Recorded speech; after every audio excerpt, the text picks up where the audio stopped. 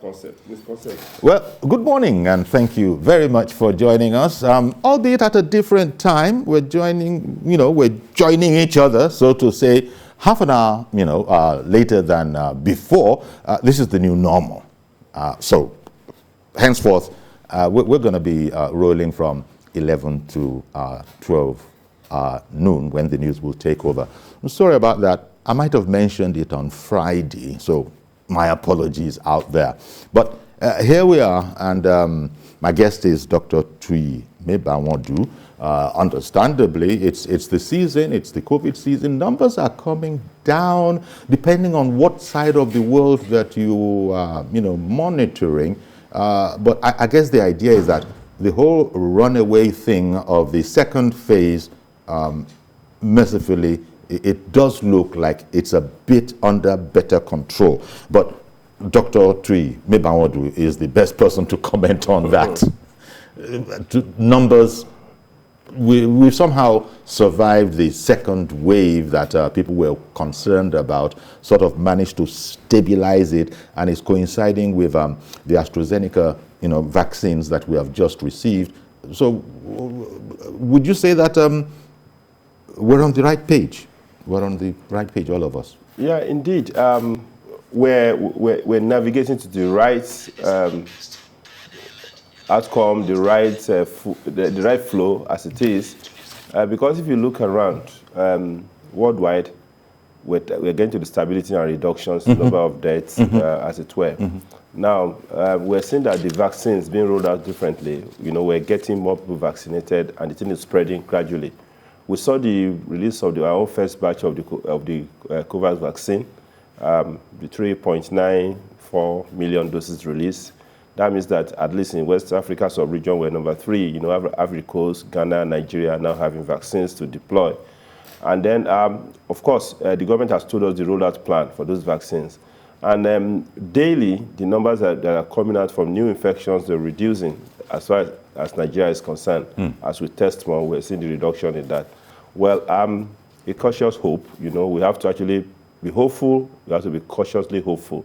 Because at the end of the day, if we lose the narratives, we lose the direction, if we lose the momentum, we might see a spike. How do I mean by this? Now, we have, let's look at the vaccine promises for Nigeria. We saw that AU told us they're going to give us 42 million vaccines for this country. And COVAX said 60 million. We've gotten 3.9 out of the 60 million. MTN promised 1.4 million. BUA promised 1 million. So we look at it, that's the warehouse of the vaccines we have so far now. We've seen the first one. We're trying to deploy it in a way that it can benefit the people at most, attacking both the transmission and the death, because you have to look at your strategy. And the first rollout is, okay, to the people in the front line as strategic leadership, so whether political or economic leadership. That's the first. Then the second thing, after that one, is those people who are above 50. Because we see that the virus kills more people above 50, okay, more than those below 50. The third rollout is people between the age of 18 and 49 with medical condition. Okay. And the last rollout will be any other person. Of course, we know that people under 18 cannot be given the vaccine. Pregnant women cannot take the vaccine. Yeah. People lactating cannot take the vaccine. So we've taken a chunk of the population out of those people that we're going to deploy the vaccines to. So if we do this, we should be seeing our outcome in by 2020, late 2023, early 2024, we should have done close to our 70%. Now, but there are issues. The first issue is this. Are we flowing with these mutant strains of the virus? How well can, for instance, say the Pfizer, AstraZeneca vaccine, how well can they deal with the mutant strains? Now, when the Johnson vaccine comes up, because actually the AU vaccine is a combination of Pfizer, AstraZeneca, Johnson & Johnson, and then even another one from China. So it's a combination. So what are we going to do? Johnson & Johnson is 1 dose. AstraZeneca is 2 doses, and that's how. What are we going to do? So we need to streamline all these things. Okay. But good enough, Africa, we're not new to fighting epidemics or as it were pandemics. We're not new to immunization. We've had copious experience that even the whole world should learn from, because every time we do vaccination, either we're dealing with polio or we're dealing with Ebola. You know, I mean, we are the first part of the world that first introduced the use of military to drive vaccination. You remember in 2016 when the resurgence of that polio came, we had, even in the midst of Boko Haram, we had to use the military people to drive vaccination, and up to now, since 2016, we've not seen a new variant of that polio vaccine. Okay. Also in DR Congo, we've seen where military people were used, and Angola used to drive the vaccination of Ebola. Even when the Merck's vaccine for Ebola had to be stored under -70, like the Pfizer vaccine. So we have experience in that regard of how to do better. We also have challenges.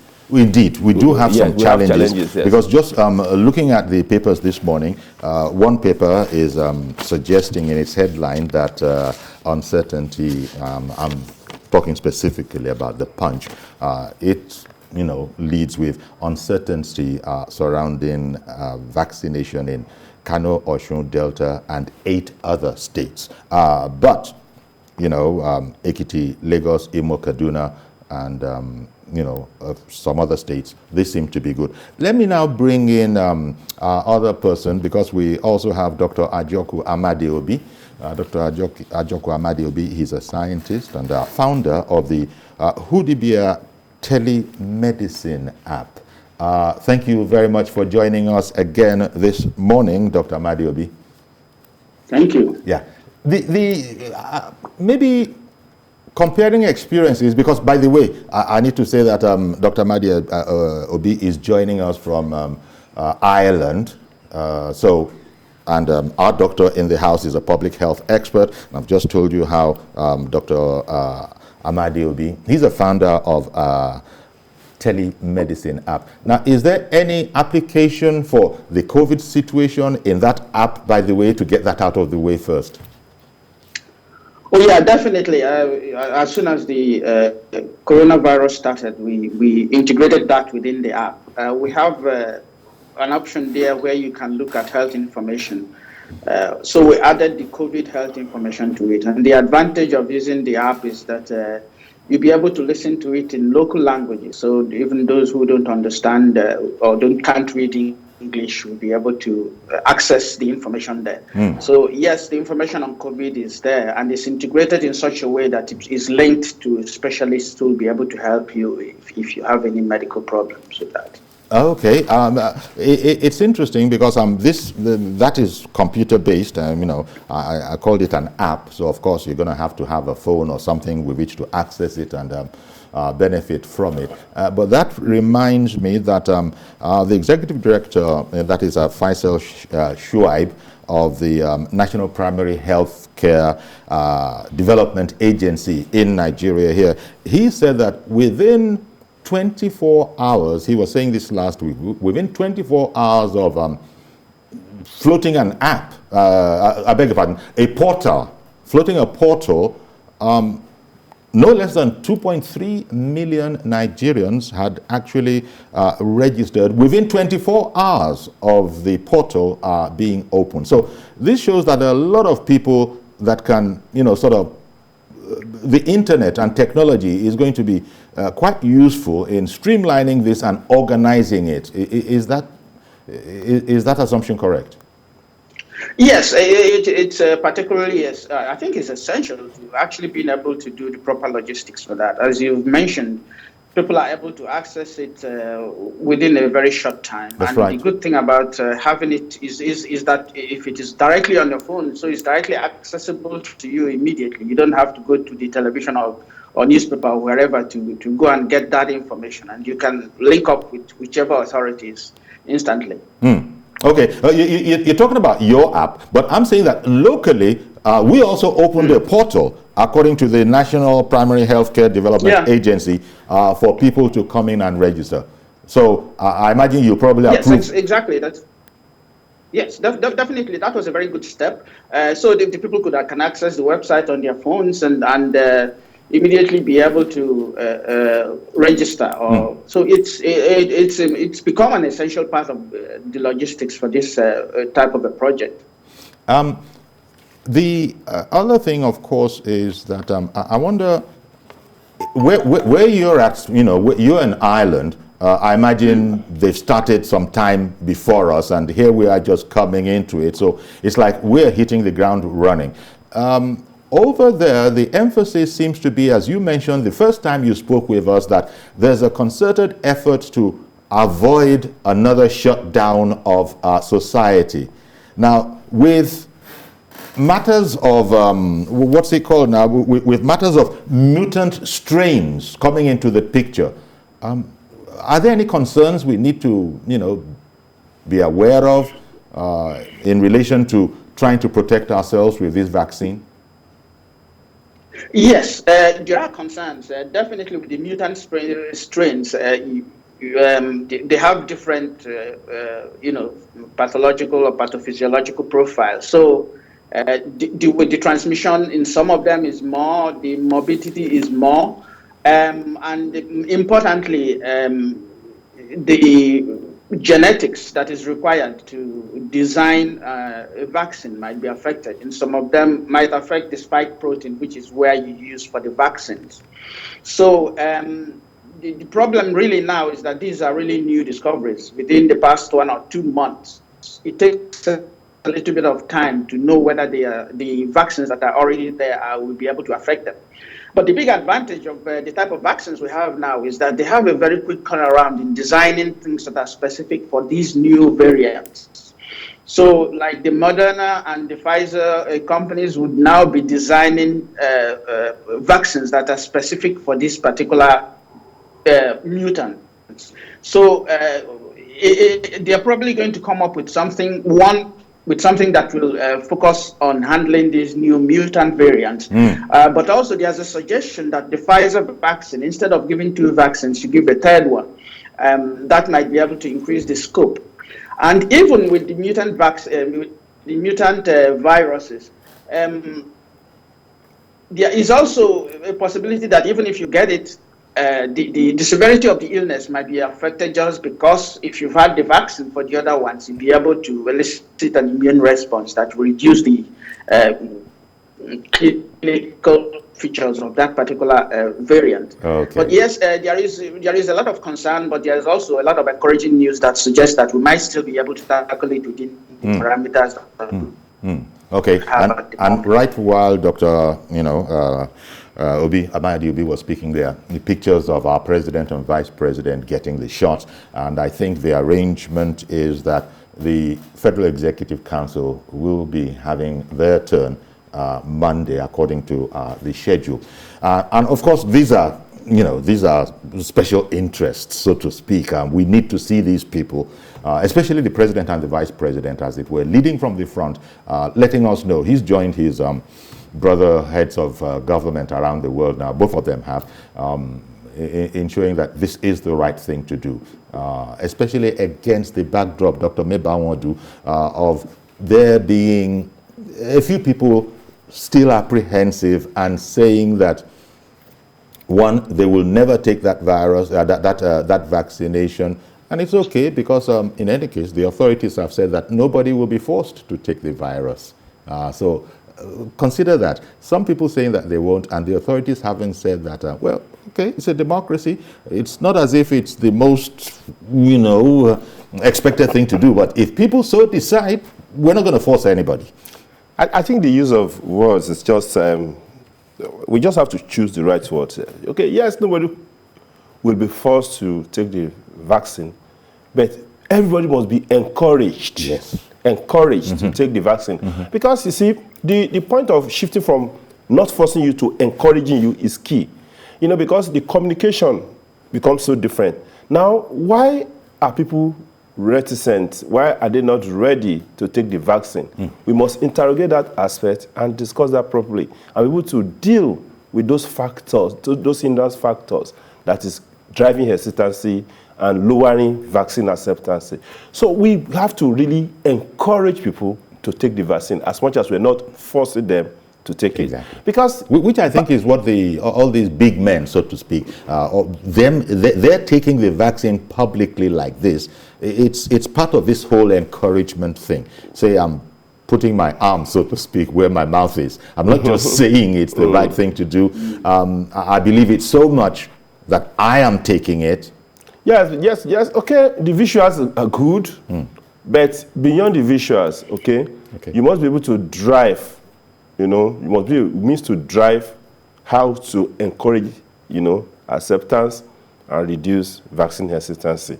What are the factors driving it? Have we been able to really navigate the whole thing and put it at as lower level as possible at the community level, community engagement, cultural engagement, in terms of driving the vaccine acceptance? But when we saw those registration within 24 hours, 2.3, 2.4 million registered within 24 hours, that would not really deal with the challenge of phased out rollout. Okay, let me ask. Phased rollout of the something, because now what are you doing? How is that going to get to the people without phones in the communities?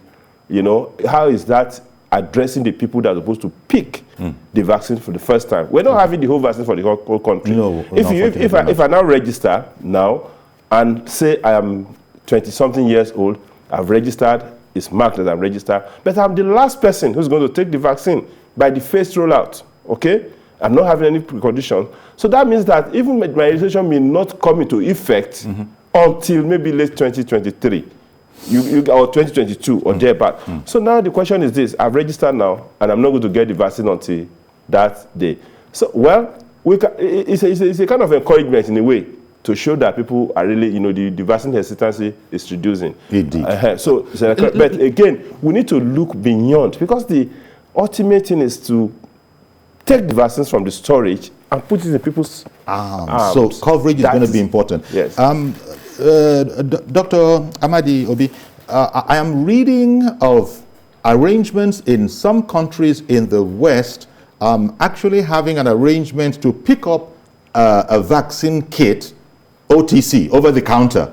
I don't know, how that is going to work, but in the effort to cover as many people as possible, first of all, I hope you were on the same page. Did I read it right? That there are some areas of the world in the West where you can pick up a vaccine kit yourself? As far as I know, it's the test kit that you can pick up. But there are efforts to have pharmacists give the injections. Of course, giving the vaccine is something that you have to train in. It's not something that you will be able to administer at home by yourself. Okay, I see. But yes, there are a lot of efforts. To be able to increase the number of people that get vaccinated. That is more of a logistics issue. But another issue is this vaccine hesitancy that was mentioned before. Unfortunately, the messaging has been very challenging in terms of getting it out there for people to learn about what is going on. For example, there has always been vaccine hesitancy. People have always doubted whether vaccines were good. But this COVID came on very suddenly within a year, and within a year, vaccine was developed. A lot of messaging behind that was very poor initially, without letting people know how this was done. For example, AIDS has been around for decades, and nobody has found a vaccine. How did we get to find a vaccine for this particular one that has been there for a year?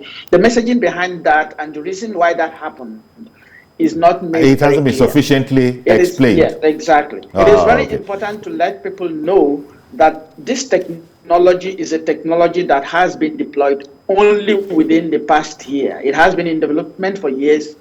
It has been effective in handling the COVID pandemic because this is the first time it has been used. Okay, indeed. And it has worked very well. So one we moment. need to get that messaging out there to let people know. Yeah. Okay, sorry, one moment, please, as I bring on Kesandu calling in from Owerri. Thank you very much for holding on. Please go ahead now. Good morning, Mr. Yuri. Good morning, sir. Yes, Kenko Kesandu Kings, my call from Isubo and Imo State. You see, I appreciate the topic this morning so well, and I think to a very large extent, if you check the number of people who they said have registered for this vaccination. 2.3 million out of over 200 million. Well, that was 4 or 5 days ago. And at the time, the executive director was saying he was sure that Faisal Shuaib was saying he was sure the number would continue to increase. Uncle Yori, do you know that with the way COVID-19 has disrupted the activities of the world, all things being equal, in fact, within that 5 days, Nigerians are supposed to record almost 8 million because of the way things have done. But I think the federal government is not doing so much in sensitization. Let me tell you, what are we doing? If you come to some of these localities, if you come to my local government, for instance, all these remote areas, aside some of us doing our own social, cultural responsibilities of trying to educate people, what is the government actually trying to make sure that, see, there is this confidence that is built on Nigeria that we can actually accept this vaccination. It will do us good. I'm seeing that lack of confidence in people. People are even saying, look at the governor from one of the governors saying that he is not going to take this. So I think the federal government has to come out together, speak in one voice. Because the governor cannot be saying one thing and the federal government will be saying another. Yes. You understand? I do. So Thank you. Thank you very much. Thank you very much, Kesandu. It's an important point. I saw you nodding your head in approval at that point that everybody needs to be on the same page. You can't have some authority like the federal government, saying what it is saying about the vaccine and joining everybody to, just go ahead and get it. And then some other important authorities also voicing a contrary opinion that they, for instance, might not be taking it. In fact, we even have, as you know, in our society, a governor that doesn't even agree that there is COVID-19 in his state. So this is, this I think is something that Dr. Amadi Obi was highlighting, that there hasn't been enough communication yet as to how this whole thing is going to work. Now, is it because Dr. Amadi Obi is all the way over in Ireland and it does not see the lie of the ground, or would you agree with his submission? From the start, I had mentioned that the first casualty that we're going to face is proper communication and dissemination of such information. Okay? Mm-hmm. We have emphasized and re-emphasized the importance of communication taken to the grassroots, engaging stakeholders. Because in public health emergencies like this pandemic, truth is so vital. If you speak lies, you're going to hurt more people, you're going to kill more people. Then again, the line of communication must have been streamlined in such a way that if you don't have sufficient expertise in discussing that, you are not supposed to discuss it. Indeed. And there's far too much of that going on. Yes, and I don't. People who are not experts pontificating about the matter. Even on television. Yeah. People who in reality understand no jack about science stand here and start discussing COVID-19 and the vaccine and all those things. One moment, doctor. Let me bring on Ada, who has called in from Jos. Good morning, Ada in Jos. Do I still have Ada? Good morning, Ada. I saw another program. Good morning. Okay, good morning, Ada. I'm so happy. Yes, this morning I'm happy you told us what happened. So we'll be now trying from 11 a.m. Now, this COVID-19 thing, my worry is this. Are we actually testing enough to arrive at this conclusion that the incidence of COVID-19 virus is going down? I doubt very much if we are testing enough. Then that's one thing. Then again, there are a lot of conspiracy theories behind the vaccine and all what have you. So I think there should be enough sensitization. Right from the problem now is that even the people you want to use to sensitize, that's the traditional rulers, some of them don't even believe in it. Forget about what they said before you. Maybe if you bring them there, they will say something else. When they go behind, they say something else. That's the issue now. So we just have to be praying. Pray hard. Let God touch their hearts so they will believe in it.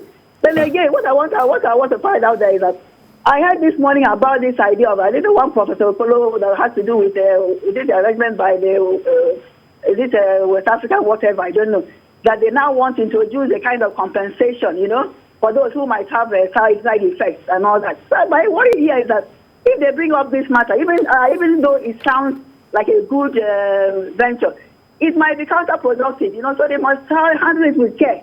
That's one aspect. Then another thing is that Nigerians, you can trust us, they will abuse this idea of compensation, so they just have to make sure they handle that thing with care for now. Okay. Okay, Ada, thank you very much for calling. Let me pick up on this issue, and let me start abroad first on this. Dr. Amadi will be there. The whole issue of side effects, and Ada was reminding us that some people are even talking of compensation. Does anybody really know what side effects might ensue from taking the vaccines in reality? I'll start by saying that when you develop a vaccine, or any medical product for that matter, you will not be able to use it on human beings because before you have developed a proper safety profile. That is the first step in being able to get any vaccine or medication out there. So the side effect profile has to be understood very well before you even use it, before you even start thinking about whether it's effective or not. So it will not get an emergency use authorization without a proper understanding of the side effects. Now, the caveat to that is that these side effects should have been used in a controlled environment, and you will need to use it in the field to be able to delineate whether there are any new things that would have happened. Mm-hmm. Now, so far, millions of people have had that, and within the time frame that we have at the moment, the side effects that people have had have been exactly as was predicted. Okay, for any vaccine, virtually, any vaccine normally, I understand there will be slight discomfort. Yes. There will be slight discomfort locally. Some, especially with the flu vaccine or something like COVID like this, you might develop a bit of a fever, a bit of a headache. Some people can be quite sick after a vaccine. That happens. It's just that the process of your body developing an immune response is an inflammation which your body responds to. Now, people can have severe side effects. For example, people have developed allergies to the vaccine. So if you're allergic to certain components in the vaccine, you should not take them. Mm-hmm. So those are side effects profiles that are known. Okay. At the moment, one moment, please. I beg your pardon, Dr. B. I beg your pardon. Forgive me for interrupting you, but Mazi Okoroafo, has been, holding on for a long while. Good morning, Mazi. Good morning, sir. Good morning, our guests, both on Sky and the studio. Good morning. Okay. Now, I want us to look at this issue of side effects. You see, our level of assimilation of information in Nigeria is very, very poor. Now, I'm suggesting that the primary healthcare centers within the local government should make provision of call numbers. They should keep those call numbers. Anybody coming to that place to collect diseases, they should give that person a flyer that has those call centers numbers. So that if you have any side effects, you can call the number. That are the primary healthcare centers. Let's forget about the one we see on television, TVs, and other television houses and radio. That the pamphlet will help us. Because now, I'm just feeling that even the religious organization do what? Carry all these call center numbers to them so that they will do what? Use it as part of their preaching. Let people have these call centers numbers. That means that the information is getting down to the grassroots. The information based on the urban area does not solve any problem. Okay, thank you very much, Mazi Okoroafo. Again, it's still part of the theme of you've got to engage with the people, let them know exactly what this is all about. Let it not be some esoteric affair that most people will say, oh, I don't know book, I don't know what it's about. No. We can override that if we have the will to do so. Now, Dr. Mebaudu, returning to the matter of side effects, it's so very early days yet. Yet Ada reminded us that there are those who are worrying about, should there be a side effect, how do we go about compensation and all of that.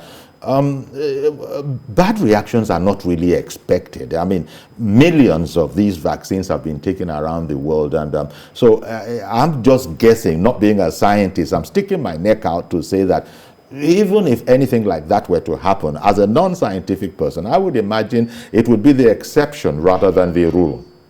Yeah, indeed. Most of the time, exception rather than the rule. But let's get this right first. Indemnity cannot be seconded, afforded to the manufacturing companies. In fact, that's one of the rules that guides vaccine deployment. Okay. If there are side effects, you don't take the challenge to the company. Okay. Rather, you allow a local settlement of that. Now, the legal framework for that such indemnity has not been instituted in Nigeria. Yet. Okay? So, because we must get it clear. Yeah. Yes, we know that the side effect is so minimal and really not common. But should anyone have side effect to the vaccine, we establish the side effect to the vaccine, what are the legal framework to ensure that indemnification can happen, for the person? That one has not been resolved. Not yet. Yes. So this is no doubt, since we have a whole agency, in fact, more than one agency in charge of all of this, if they're all doing their work right, all of these things should, in due course, become a matter that everybody can talk about. Now, sorry for keeping you waiting here. Emmanuel in Port Harcourt. Good morning, sir. Yeah, good morning. Please go ahead quickly now. Okay, yeah, please. I want to start by saying, one of the problems in Nigeria is database. We don't in Nigeria. That's where one of the problems is in giving out this vaccine. Now, I've been seeing on your TV screen here, you said about 2.3 million Nigerians are actually registered. That was about 4 or 5 days ago. 4 or 5 days ago, right? Okay, fine. Now, like as a Nigerian, and if I actually have a database, and due to since this COVID-19 has actually started from NCDC rather, and if this vaccine we are to be given and the registration was actually done, and we as Nigerians, even we didn't even get any information on when the registration is to take place. I think the issue is from the database because we don't have a proper way of channeling information. Now, if you're talking about side effects of the COVID-19 disease, and if you actually get any casualties, I will actually say because you don't have a database, someone can actually just put in names from anywhere. And these are the names of the people that actually have a side effect of the COVID-19. Meanwhile, we don't have a proper database in this country. Now, who are the 2.4 million or 2.3 million Nigerians that actually registered for this COVID-19 vaccine?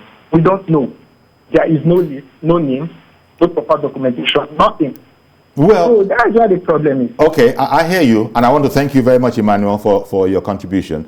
All right. You just introduced another aspect. Perhaps it might be seen that there's a need to publicize these things. But I was going to say that the person who registers is really looking for a place in the queue so that the whole thing can be orderly. So he will know that he has registered, and so people won't just show at random and overwhelm whatever the centers are. That's just my stab at it. He will know that he has registered and know the center where he's to go to. Exactly. So this will help the arrangement. Dr. Amadiobi, we spoke about this the last time we had a conversation together. It's important to put things in perspective. The efficacy of these vaccines is another conversation point. One would love for it to be 100%, maybe even, statistical 99.75%, but it's not quite as high as that. Nevertheless, it is still a worthwhile exercise, isn't it, to go ahead and get the vaccine, even as some say that the efficacy is perhaps no better than 80%. Oh, no. It's definitely, when you say 80%, that is the efficacy of one dose. They are still analyzing the efficacy of having the full 2 doses, which is most likely going to be higher. But it is still important. It has made significant difference in the incidence of the disease among healthcare workers who have been fully vaccinated. A large proportion of them have been vaccinated here. The incidence of COVID-19 amongst healthcare workers here has moved from 1,000 a day to 50 a day. And the large proportion that's in Ireland, where you are speaking from. Yes. Yes. And that is partly as a consequence of the full vaccination of the healthcare workers. So it's definitely effective. in controlling the disease. The effectiveness is quite good. It's 80% after first dose, and after second dose, it's most likely to be higher than that. Okay. But did you say it's 50-60% for the first dose? No, for Pfizer, it's 80% for the first dose. Oh, you reach a sort of 80%, shall we say, protection level, you know? Yes. But we also must remember, mustn't we, that doctors have said that the fact that you've had your jab doesn't mean you can't transmit. So you've still got to be as careful as you were before the getting your jab. Yes, at the moment, the data that is coming out does not give any conclusion in that aspect. So we don't really know. So it's just erring on the side of caution that people should be more cautious. Might be transmitting it or not. Indeed. Mr. Yakub, thank you very much for holding on as well. You probably understand. Go right ahead, sir. Thank you very much, Chief Shori. And then good morning to your guests in the other side. Yes. Chief Shori, I just want to say that I give kudos to Mr. President and then the first Vice President of this Federal Republic of Nigeria for showing a leadership.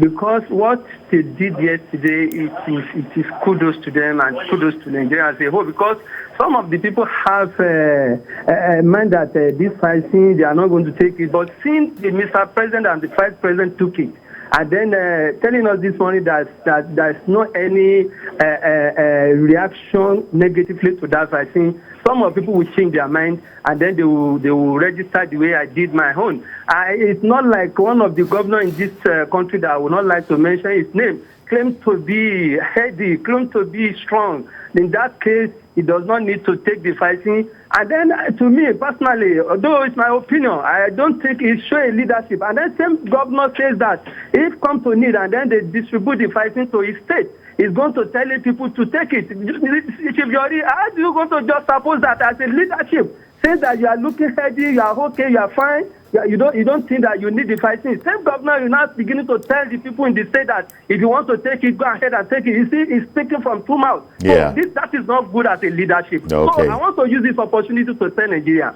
go and register, took the vaccine because you have your life to live. Thank you. Good morning. God bless you, sir. Good morning, and thank you very much for calling in. And that's why we have this kind of program. There's freedom of speech, and so people say what they want, but then anybody will have to agree that the vast majority of our contributors to the conversation, apart from the scientists that are directing it, say that there's everything to gain from taking this disease, from taking this vaccination. As you know, I don't need to mention countries. There are countries now where if the Prime Minister, that's a hint in there, if the Prime Minister is going to say anything, the very podium he's going to be using is going to have all sorts of messages in there. So no less than the President is saying that we need to be safe. I mean, the Prime Minister in the case that I'm citing without being too particular.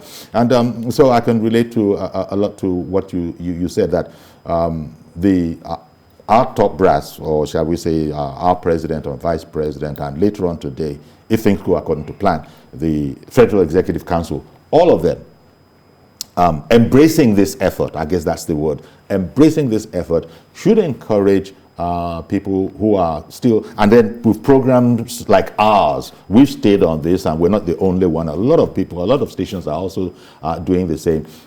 The word will get out, along with the naysayers. Yeah, they will also have their say, but I guess most of the people will have their way. We have just 4 million almost of those vaccines. It's a long, that's just about 10%, slightly under less than 10% of what we're expecting to have a stockpile by way of these by way of our storage of these vaccines. But it's going to keep on coming in, and I guess most everybody that needs it, we just have to be patient. We'll get it, and maybe we have to be around. So that's why you can't ever let up. We have to be around to get it. So the frequent washing of hands, the proper distancing, social distancing, the masking, all of that is going on right up until you get your jab, and has to continue even after the jab. I have someone else on the line. Mr. Ade in the UK. Good morning, sir. Mr. Ade, we're waiting for you. Good morning, sir. Good morning. Yeah, thank you for calling in. Go right ahead, sir. King of presenter, good morning. I greet my brother in the studio. Yes. And the doctor in Ireland. Yes, Dr. Madiobi. Yeah. What I want to say is that people that are asthmatic, to be concerned as well. Maybe they should ask their doctor before they take it. Oh yes. And those who are allergic, those who are asthmatic, sure. Because I've taken mine. No. And like I said, for a long time, I'm waiting for the second jab next month, so that I can travel to Nigeria freely. And I want, because we love seniority, I want you to tell us, have you registered, you yourself, because we want you to be protected. Thank you very much, sir. Indeed, I have taken advantage of the site, and to bring, he's gone now, but so very nice of you to be concerned about us in TVC here. All these my cameras are nodding that yeah, of course we've registered. We just can't overemphasize the fact that we need to all be on board here. Whether or not, I mean, the efficacy, Dr. Madiobi has just said it, you have said it. One and Toro is better than one and Rara. Even if it is 60% efficacy it is still worth the target effort. is simply this: reduce the severity of the infection if you get it. And the vaccine will reduce the severity of the infection, because it's the severity that is putting us in trouble. It's the severity that drives people to the isolations, to the emergency center to take oxygen. It's the severity. Quite a lot of young people do have the thing and they just pass away like just flu and they get well. But the older one, those with preconditions, when they pick the virus then go further and cause more damages, and then they will have to need ventilator, they will have to need this and that, they have to stretch the health system, they have to target the fund available. Now, the major obstacle we're having, because if you look at the vaccines available for us, we are not meeting up with what we need. So we need the vaccines. Supply is key. Yes. Finance is key. Critical infrastructure, payment for infrastructure and flow, logistics, especially logistical health infrastructure, is also very key. Indeed. If we want to really drive the vaccine to the lowest level possible. Indeed. Mr. Yakub there spoke about underlying conditions. Again, on that web portal, these are things that you will fill in there. Most people know if they're diabetic, asthmatic, or whatever. And so they've asked for such information, all of which will go into scheduling you. And thank you very much, Mr. Musa in Abuja, for holding on. Go right ahead now, please. Okay, thank you for having me. And thank you for this very program. I just wanted to make contribution with regards to this very vaccine. Sure. Especially one that has to do with the vaccine and those who have been infected. If the essence of taking vaccine is for us to get exposed to the features of this very virus so our body can develop antibodies, what happens? Why do we need to have somebody who have been infected also go for the same vaccine again? Because the body will still have generated the same antibodies if you have been infected with the wild virus. Okay. Yeah. Thank you very much for that question. Let me ask Dr. Mebawodu. I'll also take it to Dr. Obi later on. That question. Simple enough. Number one, you don't know how long your immunity, your naturally acquired immunity is going to last. Is it going to last 1 month, 2 months, 6 months? You don't know. Now, then you have to have that double assurance, okay? The double assurance that, yes, you are recovered, but I also have a second protection against recurrence. So for the sake of other people, and you have seen, let me give a typical example. One of the governors in the northern state had COVID twice. He went into isolation twice. That's right. Despite the fact that he had so-called immunity the first time, he also had it. Okay. So now, so can you imagine if it were possible to vaccinate him after this first exposure? He might have been protected against a second infection. And you don't know how the second one is going to be. And let's also appreciate the fact that there are a lot of spectrum of things we call post-COVID syndromes. Okay. Okay? Okay. If you have one and then you are still coping and then you can be able to add vaccine to further protect you, why not? Okay. Dr. B, would you like to add anything to that, the question that viewer asked? Yes, that is actually a very topical and important question. My colleague has addressed some of the aspects of it. But in terms of hard evidence, it is still something that is being studied. But if you have had COVID before, COVID is very much like the flu. So if you've had vaccination for flu in 1 year, you need to get it again the next stage. The reason being that there are new variants, just like COVID has new variants. You still need to take a vaccine for that new variant. So nobody is really at this stage. Those who have already had as a policy, those who have already had the COVID before are advised to get it until we have a clearer studies that show definite evidence that to think otherwise. But there are also, as was pointed out by the doctor there are also relevant reasons why those who have already had COVID should get the vaccine. Okay, thank you. Anthony is calling in from Australia. Good morning. Good morning, sir. How are you? Very well, thank you. Yep, thank you. Okay. I'm watching you. I'm on with you. I'm watching you. Okay. The third fellow that spoke about the governor inconsistency. You see, the problem we have with this COVID up to today is because of the absence of leadership in America that brought us to this where we are today. So I think it is better for everybody to speak with one voice. There's no other way than to show it as the president and the vice president, they've taken the shot and they've come out and they've shown us. If you know how people die, the rate of death of this thing, you see, it's because we don't have the statistics and we are not seeing. Here in Melbourne, we are shut down for almost 6 months, not doing anything to tell you how bad it is. So now the vaccine is out. That is the way out for everybody. So it is in the interest of everyone for us to go out and take that vaccine. Indeed. Because if you look at polio, when polio started, not until the vaccine, it was vaccine that read polio and polio was free. When Ebola started, it's the same American people that went there and read it. So now we have got the vaccine. That should not be any debate over this. Everyone should go out there and get it. Indeed. Thank you. Thank you very much for calling in from Australia. You mentioned London. There's probably London in Australia. Melbourne. Oh, Melbourne is what you said. Again, thank you very much for calling in.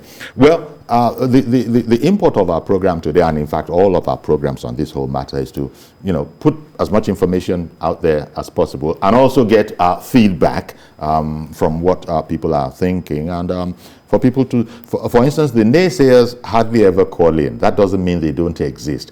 It's probably because more people than them, many more, just want to find out how they can go about receiving this thing. And we've spoken about all sorts of devices. Science is coming into it. Dr. Amadi Obi, he has this telemedicine app. You can find that information there. Locally, we have our own, a portal that has been opened by the National Primary Healthcare Development Agency. So there's no shortage of information, and I guess it's all about, as the president, as the authorities are saying, as doctors are saying, as scientists are saying, just go ahead and get this vaccine. Maybe closing now, because I really have to go, a very short one from you, Dr. Amadi Obi. As we are waiting for it, and even those who are already on the queue, it's still going to be terribly important to keep up all the protocols, right? Because it's about our immunity. So everything we can do to boost our immunity, we should still keep doing? Yes, definitely. All precautions should still be in place. All the social distancing, hand washing, and masks all should be in place, and everybody should take proper precautions. I want to thank you very much, Dr. Ajoku Amadi Obi, scientist and founder of the Who Di Beer telemedicine app. Thank you very much for coming on our program. Thank you. Indeed. And Dr. Mebawadu, we can't let our guard down. Yes. The masks still have to be up. Indeed. And then we must also be able to further put pressure on the international communities and vaccine manufacturer to assure equitable distribution of these vaccines to low-income countries. Because we remember in the 90s, as many people, more than 12 million people died in the span of 7 years before the antiretroviral virus got to us. We can't allow that to happen with this vaccine. Thank you very much, Dr. Tui Mebawadu, our public health expert and a friend of the house. You're always here when we ask that you please come along and help us understand these things. Thank you for your time. Okay, so that's our program. I hope you do something towards getting vaccinated as soon as possible. Maybe go check out the portal that we're talking about and, just register. So, meanwhile, as you've heard from the doctors, keep up all the anti-COVID, protocols, correct distancing, social distancing. You don't need to be in crowds that are unnecessary. You must mask up. That's our program today. We'll see you tomorrow for a fresh edition. I am Yori Folarin. Bye-bye for now.